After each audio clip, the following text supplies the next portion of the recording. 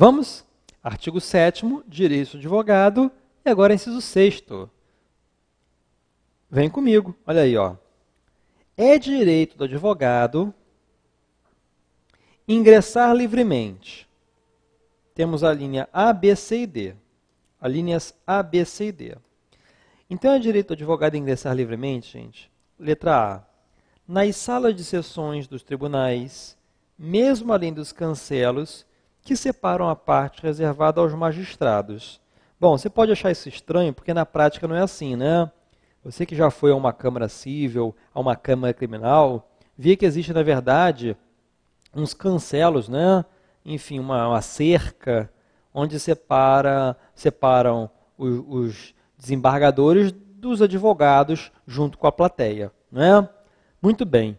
Só que, para a letra da lei, o advogado ele pode ingressar livremente nas salas de sessões dos tribunais, mesmo além dos cancelos, que separam a parte reservada aos magistrados. O advogado pode passar daqueles cancelos. Na prática não é assim, né? Mas para a prova, marque a letra da lei. É a diferença entre o mundo real e o mundo edital, né? Marque o que está na letra da lei. Perfeito?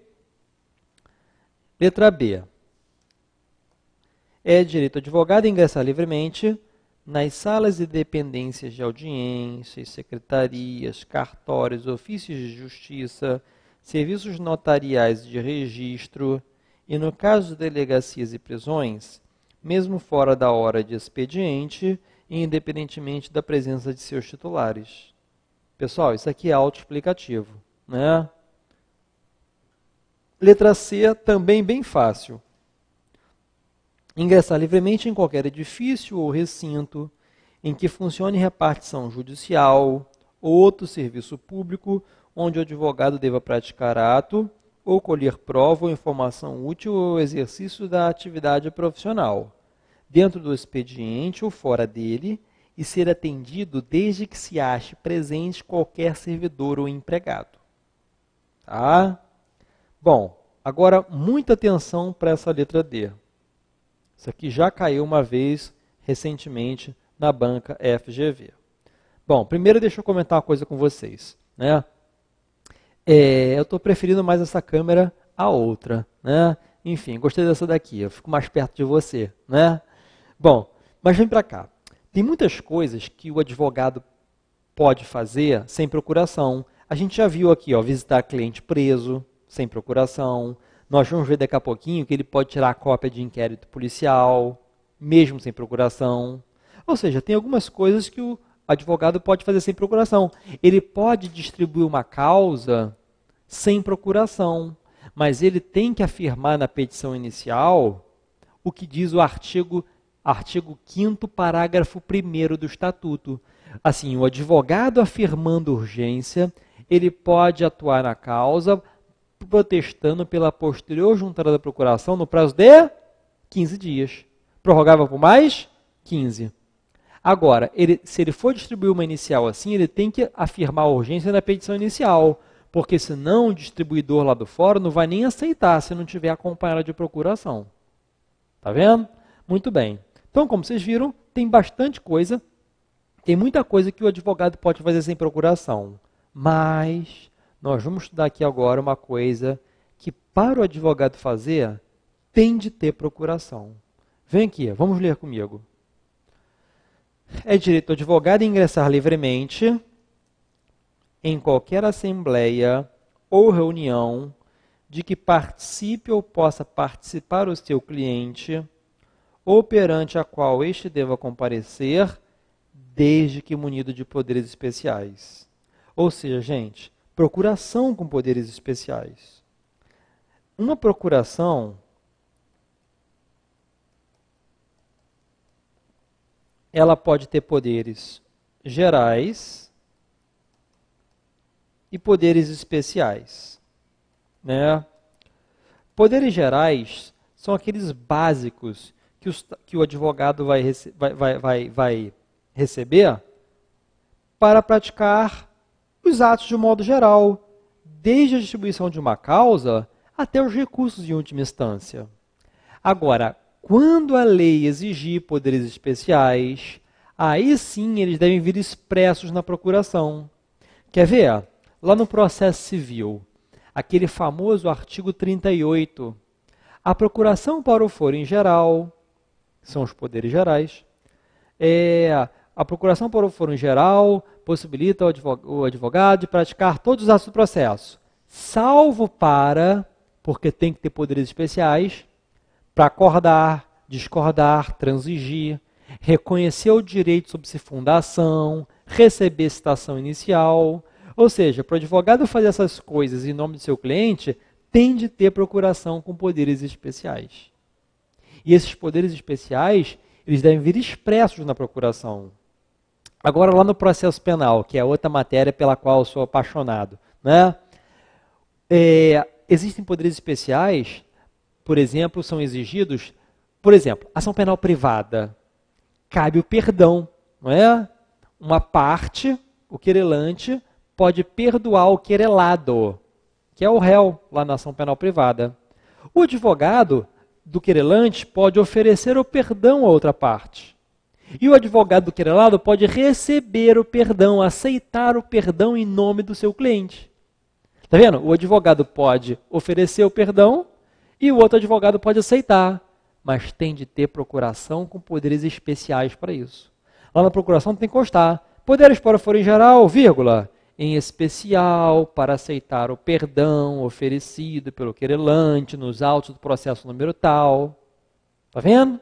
Muito bem. Então aqui tem mais um caso que a gente acabou de ler, em que se exige, vamos ler aqui, ó, olha lá, em que se exige procuração e com poderes especiais, se o advogado for participar de uma reunião na qual o cliente deveria ou poderia estar. Tá bom? Isso aqui, ó, caiu uma vez na prova recentemente. Foi assim, marque a alternativa que o advogado tem que ter procuração para fazer. Letra A, tirar cópia de processo? Não precisa. Letra B, visitar cliente preso? Também não precisa. Letra C, tirar cópia de um processo desde que não esteja sob sigilo? Também não precisa. A letra D era a resposta. Participar de reunião na qual o seu cliente deva estar. Essa tem que ter poderes especiais para fazer isso. Tá bom? Tem que ter procuração, inclusive com poderes especiais. Belezura? Vamos nessa. Inciso 7º. É direito do advogado permanecer sentado ou em pé e retirar-se de quaisquer locais indicados no inciso anterior, independentemente de licença. Né?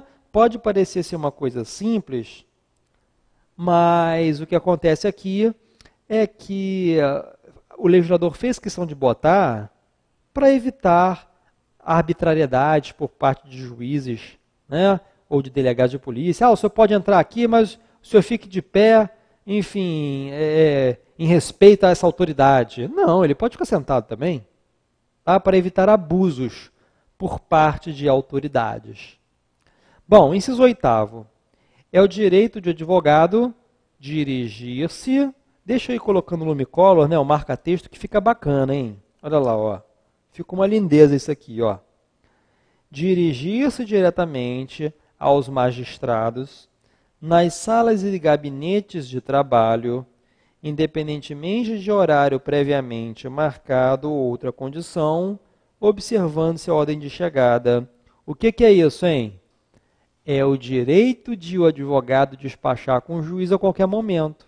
Uma vez caiu uma questão assim, determinado juiz, obedecendo a um ato administrativo do TJ, colocou uma placa no cartório dizendo que aquele juiz só despacha, só conversa com o advogado, ou seja, o advogado só pode despachar com o juiz de 11 da manhã, meio-dia, e de 16 às 17 horas, às segundas, quartas e sextas. Gente, aquele ato normativo é ilegal. Aquele ato normativo ofende, fere, viola esse direito do advogado de despachar a qualquer momento. A única coisa que o advogado deve esperar é se tiver um outro advogado na frente dele. Aí ele fica na fila. Tá bom? Vamos adiante. Inciso 9, gente. Inciso 9 é importantíssimo. E eu já te digo uma coisa.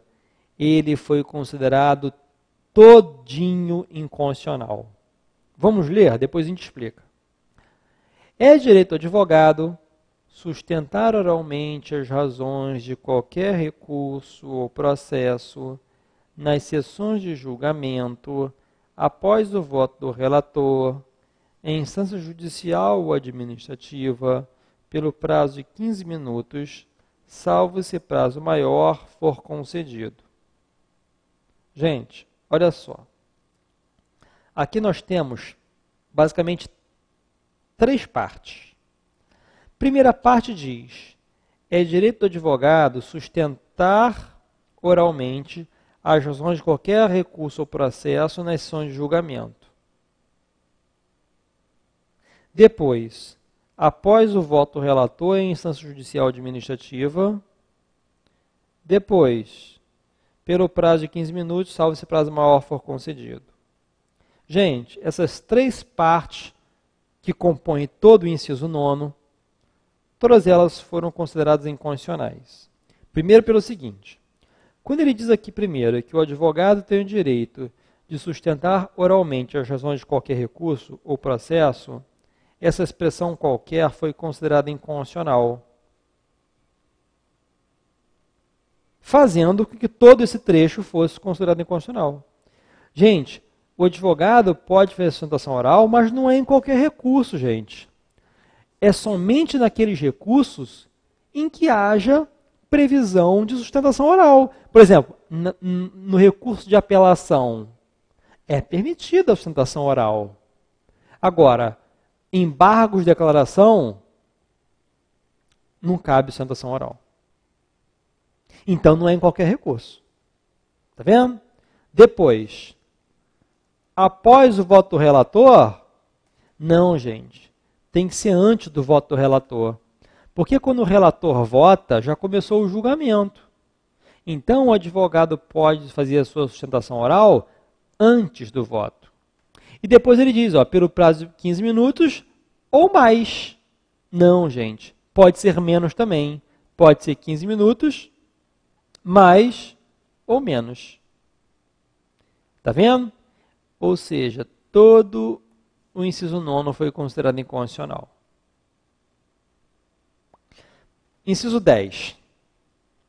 É direito do advogado usar da palavra pela ordem em qualquer juízo ou tribunal, mediante intervenção sumária, alguma coisa urgente, para esclarecer equívoco ou dúvida surgida em relação a fatos, documentos ou afirmações que influam no julgamento, bem como para replicar a acusação ou censura que lhe forem feitas.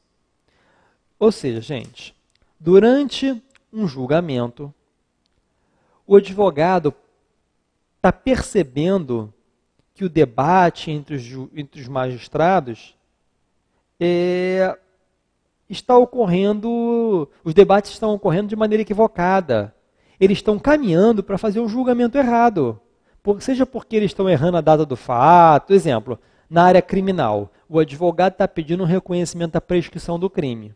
Já houve a prescrição da pretensão punitiva, por exemplo. Né? Daí os julgadores estão falando lá, os magistrados, não, porque esse crime ocorreu em 2012. Gente, nos autos, por exemplo, o crime ocorreu em 2002 e não em 2012.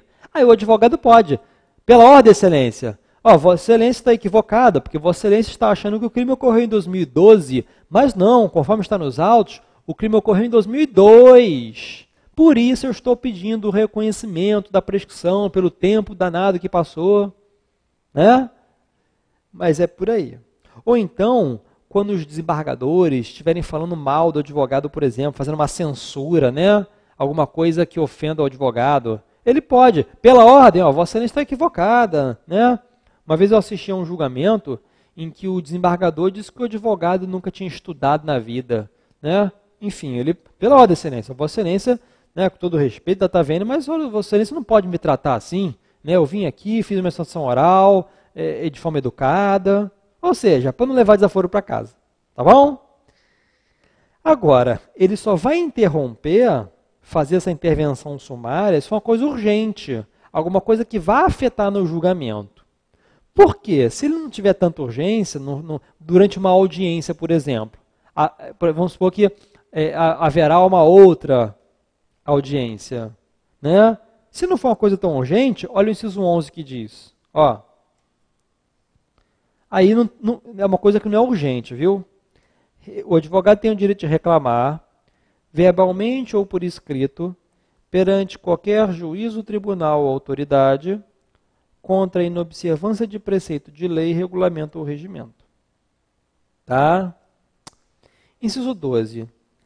É direito do advogado falar, sentado ou em pé, em juízo, tribunal ou órgão de deliberação coletiva da administração pública ou do poder legislativo. Também autoexplicativo, né? E mais uma vez, ó, falar sentado ou em pé. Pode parecer bobagem, mas isso foi colocado para evitar, porque tem juízes, né? Porque antigamente existia ainda essa questão, né, do advogado durante uma audiência, ele estava sentado na audiência. Aí, quando era para falar com o juiz, ele tinha que se levantar para falar com o juiz, né? Agora não precisa disso não. Ele pode falar sentado mesmo. Né, Excelência, eu gostaria de reiterar o pedido de liberdade provisória do meu cliente, né?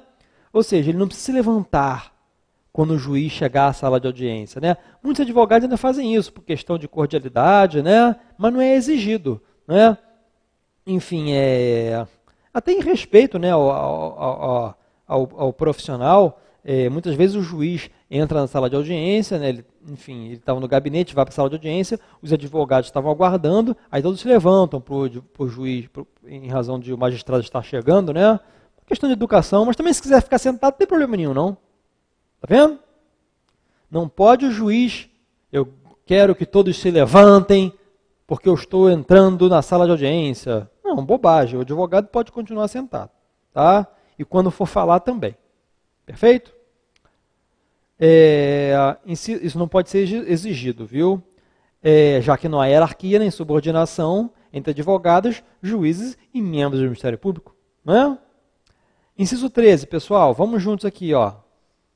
É direito do advogado examinar em qualquer órgão dos poderes judiciário e legislativo ou da administração pública em geral, autos de processos findos ou em andamento, mesmo sem procuração, quando não estejam sujeitos a sigilo, assegurada a obtenção de cópias, podendo tomar apontamentos. Tá? Examinar em qualquer órgão dos poderes judiciário e legislativo ou da administração pública em geral, autos de processos findos ou em andamento, mesmo sem procuração, quando não estejam sujeitos a sigilo. Porque se tiver sigilo, só com procuração, não é? Assegurada a obtenção de cópias, podendo tomar apontamentos. Bom, inciso 14. Também, além de poder tirar cópia nos poderes judiciário, legislativo e da administração pública em geral, que está nesse inciso 13 aqui, que a gente acabou de ler, o inciso 14 também permite, garante ao advogado examinar em qualquer repartição policial, mesmo sem procuração, autos de flagrante e de inquérito, findos ou em andamento, ainda que conclusa a autoridade, podendo copiar peças e tomar apontamentos. Tá vendo? Gente, os incisos 15 e 16, nós vamos ler de uma vez, porque depois nós vamos precisar passar lá para o parágrafo 1º deste mesmo artigo 7º, que tem uma consideração sobre esses dois incisos. Então, olha lá. Inciso 15. É direito do advogado ter vista dos processos judiciais ou administrativos de qualquer natureza em cartório ou na repartição competente ou retirá-los pelos prazos legais. Muito bem. Inciso 16. É direito do advogado retirar autos de processos findos, processo que já acabou, mesmo sem procuração, pelo prazo de 10 dias, pessoal.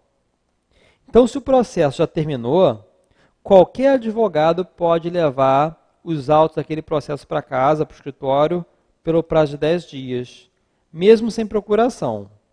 Agora, o que está no inciso 15 e no 16, essas coisas não poderão acontecer nas hipóteses do parágrafo 1º. Olha aqui, ó.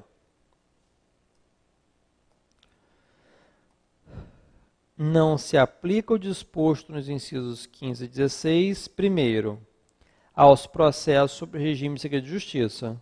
Claro, tem que ter procuração. 2. Quando existirem nos autos documentos originais de difícil restauração ou ocorrer circunstância relevante que justifique a permanência dos autos no cartório, secretaria ou repartição, reconhecida pela autoridade em despacho motivado, proferido de ofício mediante representação ou requerimento da parte interessada. Ou ainda, 3. Até o encerramento do processo, ao advogado que houver deixado de devolver os respectivos autos no prazo legal e só o fizer depois de intimado. Ou seja, o advogado, enquanto o processo está em andamento, ele até tinha procuração, está com procuração nos autos. Acontece que ele levou os autos para o escritório por 15 dias e os autos ficaram lá, gente, 6 meses, 1 ano, 2 anos. Aí houve busca e apreensão, ele foi intimado para devolver em 24 horas, sob pena de busca e apreensão. Gente, depois dessa intimação, ou seja, teve que ter o trabalho do juiz, enfim, determinar a expedição de um mandado de busca e apreensão, e o oficial de justiça ir lá intimá-lo a devolver em 24 horas. Gente, ocorrendo isso, artigo 196 do CPC, viu? E esse dispositivo aqui, artigo 7º, parágrafo 1º, número 3, diz que esse advogado não pode mais retirar os autos daquele cartório. Agora, olha só, vamos supor que esse advogado tenha 10 causas, né, são 10 ações naquele cartório, na segunda vara civil. Ele só não pode retirar aqueles autos daquele processo que deu esse problema. Porque nos outros 9 ele continua numa boa. Tá legal? Podendo retirar. Ah, mas aquele que ele não pode, que deu problema, como é que ele vai tirar a cópia se for preciso? Pede para um estagiário tirar, pede para um colega advogado do escritório tirar, mas ele não pode, até o encerramento daquele processo. Tá bom? Depois, vamos adiante. Inciso 17. É direito do advogado ser publicamente desagravado quando ofendido no exercício da profissão ou em razão dela. Pessoal, aqui a gente vai ter que explicar esse tal de desagravo público. O que é esse desagravo público, gente?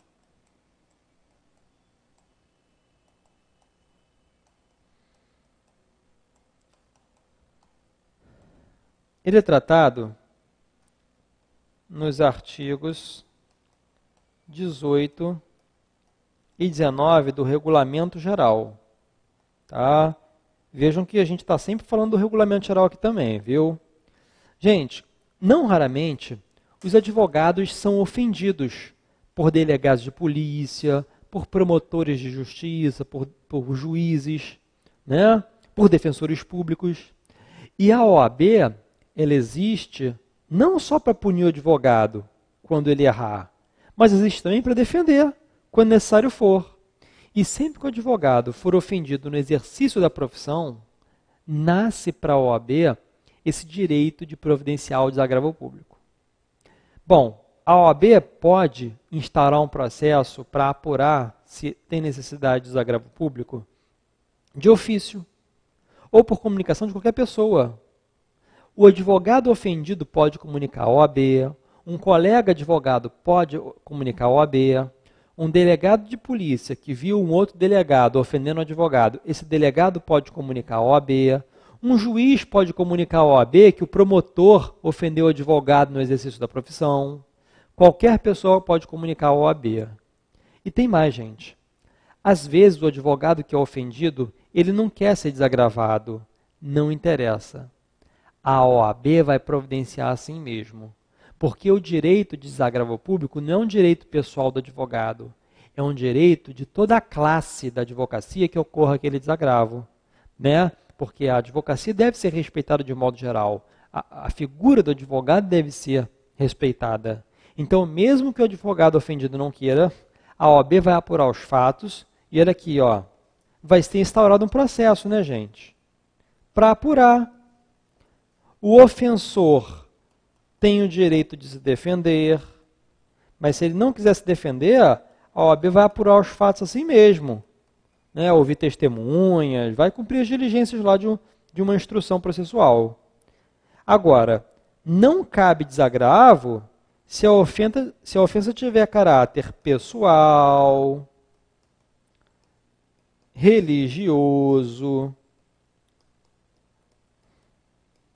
doutrinário. Tá vendo? Aí realmente não cabe desagravo público. Bom, nesses casos não cabe. Mas, sendo o caso de desagravo público, o pedido vai ser deferida a realização e a OAB vai providenciar uma nota. Uma nota que vai ser lida pelo presidente da OAB.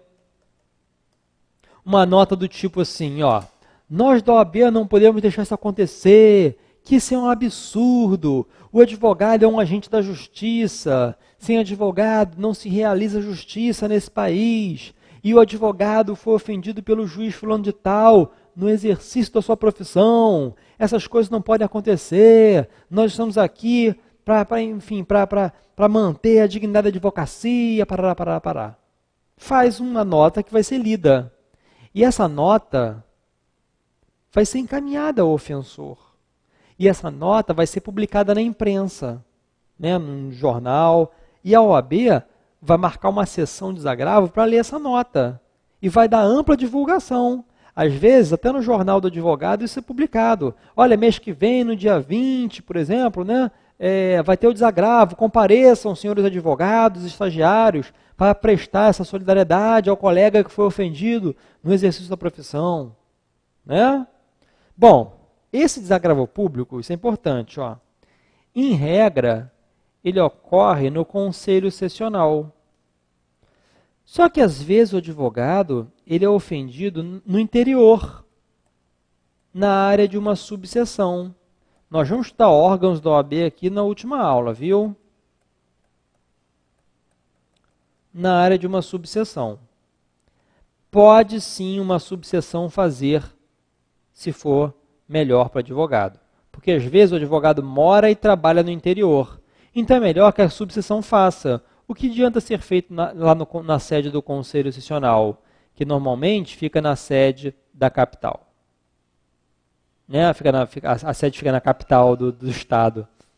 Agora, tem vezes, minha turma, que quem vai elaborar é o Conselho, quem vai organizar é o Conselho Federal. Em que caso o Conselho Federal, gente, vai organizar o desagravo? Quando forem ofendidos presidente de conselho sessional, conselheiro federal, esses dois no exercício do cargo deles, dos cargos, presidente de conselho sessional, conselheiro federal no exercício de seus cargos, ou quando o advogado for ofendido com repercussão nacional. Tá vendo? É isso aí. Bom, sobre desagravo, é isso que a gente tinha para falar. O que cair no exame de ordem sobre isso, a gente vai acertar. Bom, vamos mais um aqui. Ó. O inciso 18. É direito do advogado usar os símbolos privativos da profissão de advogado. Ou seja, só o advogado pode usar aquele anel da advocacia, aquele broche, tipo um bottom, né, que se fala. Né, em alguns estados falam broche e outros eles falam bottom. Né? Enfim, aquela identificaçãozinha da balança, né, do advogado. Só advogado pode usar aquele símbolo. Tá bom? Pessoal, vamos voltar no próximo bloco. Esse assunto é extenso mesmo. Então, artigo 7º, inciso 19, a gente volta no próximo bloco. Até já.